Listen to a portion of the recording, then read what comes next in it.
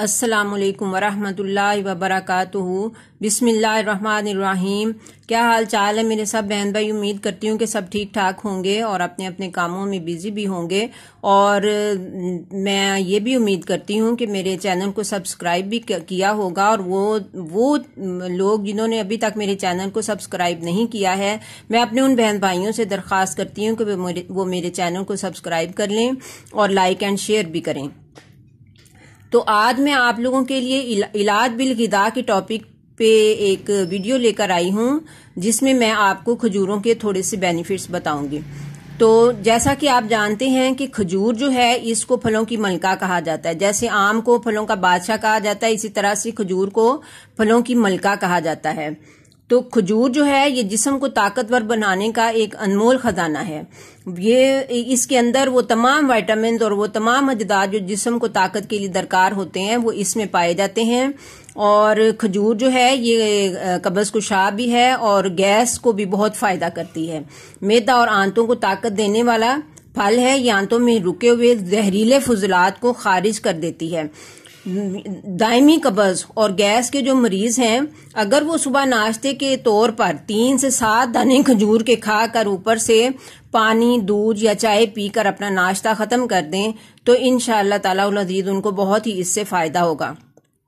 اور وہ لوگ جو تبخیر معدہ کے مریض ہیں، ان کے اعصاب کمزور ہوں اور ان کی غذا جو ہے ان کے معدہ میں دیر تک پڑی رہتی ہو اور منہ سے پھر پانی بھر بھر آتا ہو، تو ایسے مریض بھی اگر صرف صبح کھجور کا ناشتہ کر کے آدھ چٹانگ یا 1 چٹانگ تک ارک گلاب پی لیں اور اپنا ناشتہ ختم کر دیں تو انشاءاللہ تعالی العزیز ان کو اس سے بہت ہی زیادہ فائدہ ہوگا۔